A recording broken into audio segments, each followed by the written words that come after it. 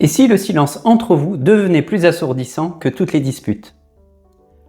Je me souviens de Sarah et Marc, un couple comme tant d'autres, la trentaine bien entamée, deux jeunes enfants qui rythmaient leur journée, entre les repas à préparer, les devoirs à superviser et les nuits parfois trop courtes. Ils venaient me voir épuisés, l'un en face de l'autre, mais à des années-lumière émotionnellement. Sarah me confiait avec une voix lasse.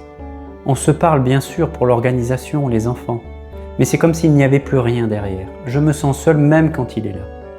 Marc, lui, évoquait une routine oppressante. Je rentre du travail, je me jette dans le bain des enfants, puis c'est le dîner, la télé et on s'endort. Je ne sais plus qui elle est vraiment, ni même qui je suis devenu à ses côtés. Leur quotidien était une danse mécanique, sans la moindre étincelle. Les non-dits s'accumulaient, transformant chaque silence en un mur invisible et infranchissable. La tendresse avait cédé la place à une politesse forcée et les éclats de rire s'étaient éteints au profit de soupirs résignés. Ils se sentaient prisonniers de leur rôle de parents et de professionnels, oubliant qu'ils étaient d'abord deux individus et un couple, avec leurs désirs, leurs peurs et ce besoin viscéral de connexion qui les avait unis. Ce sentiment de distance, cette impression de glisser inéluctablement vers un point de non-retour, c'était le cri silencieux de leur union. Ce que Sarah et Marc traversaient n'était pas une fatalité, mais le symptôme d'un mécanisme souvent inconscient à l'œuvre dans de nombreux couples. Le glissement progressif de la relation basée sur la rencontre de deux désirs singuliers vers une cohabitation fonctionnelle presque administrative. Dans ma pratique de thérapeute de couple et sexothérapeute, j'observe que cette distance émotionnelle croissante est rarement le fruit d'un manque d'amour initial, mais plutôt d'une série de renoncements, de non-dits et d'une méconnaissance des dynamiques profondes qui nous lient à l'autre. Le premier piège, la projection. Nous avons tous une image idéalisée de ce que doit être un couple, souvent nourrie par notre propre histoire et nos manques. Lorsque la réalité de la vie, avec ses contraintes, vient percuter cette image, nous pouvons ressentir une déception qui nous pousse à nous refermer. L'autre n'est plus vu tel qu'il est, mais à travers le prisme de nos attentes déçues. La solution n'est pas de communiquer plus de manière superficielle, mais d'apprendre à déconstruire ses projections, à distinguer l'autre réel de l'autre fantasmé, et à reconnaître que le désir amoureux se nourrit aussi de l'altérité, de ce qui nous échappe chez l'autre. Le deuxième écueil majeur, la confusion entre l'être et le faire. Dans le tourbillon du quotidien, nous devenons des faisans pour la famille, le parent qui gère, l'époux qui subvient aux besoins. Mais qu'en est-il de l'être? Qu'est-ce qui nourrit votre individualité, vos passions, vos désirs profonds en dehors de vos rôles sociaux?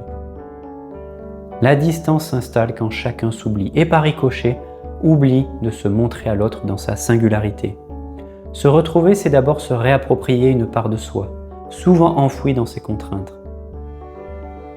Cela peut passer par des rituels, même infimes, qui réaffirment votre existence en tant qu'individu. Prendre un moment pour soi, réactiver une passion oubliée ou simplement observer ce qui vous anime vraiment. Enfin, il y a la question du désir.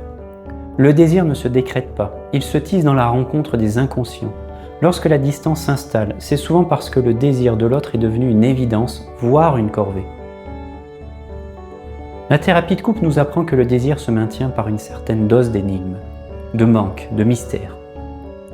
Comment réintroduire cette part d'énigme dans votre couple?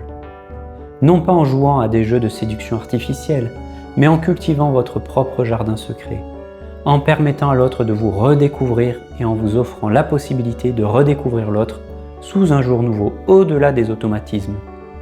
Il s'agit de réapprendre à écouter ce qui se joue au-delà des mots, dans les silences, dans les gestes, dans les réactions de l'autre. C'est en déchiffrant ces langages inconscients que le lien se retisse. Afin d'illustrer mes propos, j'ai choisi de vous partager quelques extraits de l'histoire de Sarah et Marc, un couple que j'ai eu le privilège d'accompagner. Bien entendu, les extraits sont partagés avec leur accord et dans le respect de leur confidentialité, les prénoms ont été modifiés. Ce sentiment de distance n'est pas une fatalité, c'est un signal souvent douloureux que quelque chose doit être regardé, compris et transformé. Si vous reconnaissez dans ces mots, si le silence entre vous pèse plus lourd que les mots, alors il est temps d'agir. Je vous propose un échange privilégié, une consultation gratuite de 30 minutes en visio avec moi. Ce n'est pas un engagement, c'est une opportunité, une première main tendue vers un chemin de retrouvailles. Durant cet échange, nous allons analyser ensemble les dynamiques spécifiques à votre couple. Chaque histoire est unique et c'est en comprenant vos mécanismes propres que nous pourrons dénouer les fils de la distance.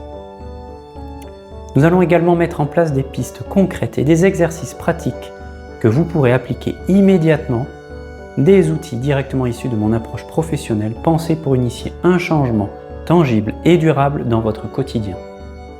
N'attendez pas que le fossé devienne infranchissable. Mon temps est précieux et mes disponibilités sont limitées. C'est le moment d'investir en vous, en votre couple, pour retrouver le chemin de la connexion et de la joie partagée. Prenez rendez-vous dès aujourd'hui pour votre consultation gratuite de 30 minutes en visio et offrez-vous la possibilité de réécrire l'histoire de votre couple.